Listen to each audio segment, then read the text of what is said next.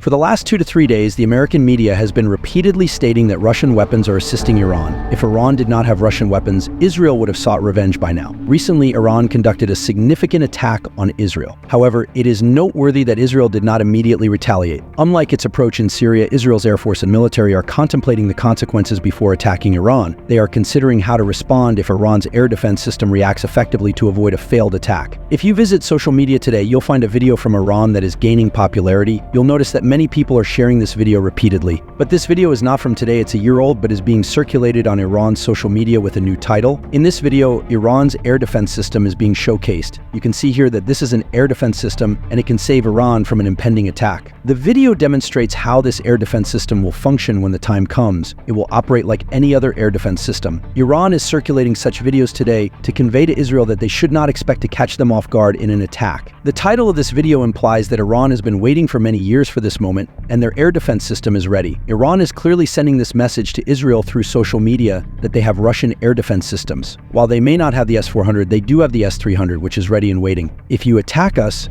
we will give a befitting reply to your Air Force. And if your question is whether Iran has the S-300, then the answer is yes, absolutely. The story of Iran acquiring the S-300 is very interesting. Iran faced sanctions many times, including sanctions by the UN Security Council. The US and the European Union pressured Russia not to supply the S-300 to Iran. However, Russia found loopholes and avoided the sanctions to complete the delivery of the S-300 to Iran. When Russia became involved in the Ukraine war, Iran provided its inexpensive military drones, which, although not very advanced, were effective. American media believes that if Iran did not have these weapons, Israel would have retaliated more forcefully by now with F-35s or other fighter jets hovering over Tehran. And Russia has saved 2 Middle Eastern countries from destruction through its direct or indirect intervention. One country is Syria. Around 2016 and 2017, during Barack Obama's presidency, the USA had a comprehensive plan to launch a major attack on Syria. However, Vladimir Putin saved Syria by deploying the Russian military there. At that time, Bashar al-Assad, the president of Syria, publicly thanked Putin for saving their country. Assad stated that Putin's intervention prevented the US from devastating the entire country. After Syria, Russian weapons have been significantly aiding Iran.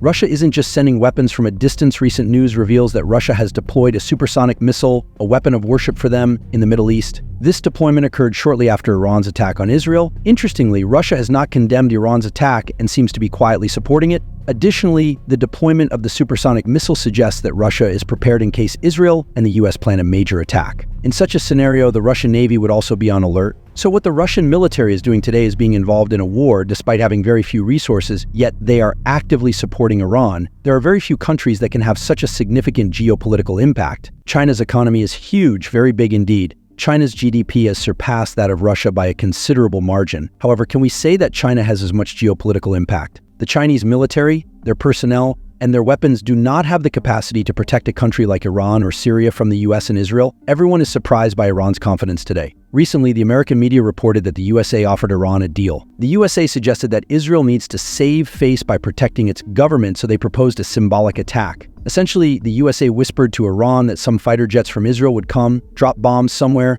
and leave. No Iranian soldiers would be killed. Israel would then have the right to claim they had also bombed Iran, saving face for both sides. Israel would be satisfied and Iran would be content. Let's settle this matter. However, Iran rejected this offer. Iran is completely refusing the offer of a symbolic strike by Israel. They are asserting that their air defense system is so advanced that Israel should come and test it. Iran claims they can shoot down Israel's fighter jets and any missiles aimed at them. They are so confident in their Russian weapons that they openly state Israel should be satisfied with the fact that Iran retaliated for the attack on their embassy in Syria, and the matter should end there. Iran believes Israel has no right to retaliate further. However, I don't think Israel will agree to a symbolic attack deal. This eye for an eye deal has been rejected. Israel will likely consider a new approach. The IAEA chief has suggested that Israel may attempt to bomb Iran's nuclear facilities, although Israel might not succeed as most of Iran's nuclear facilities are located in mountain caves, making them difficult targets. However, the coming days are expected to be very tense. Neither Iran nor Israel is backing down, and one of them may take a provocative action that escalates the situation in the region. Thanks for watching. If you like this video, consider subscribing to Terraffairs for more.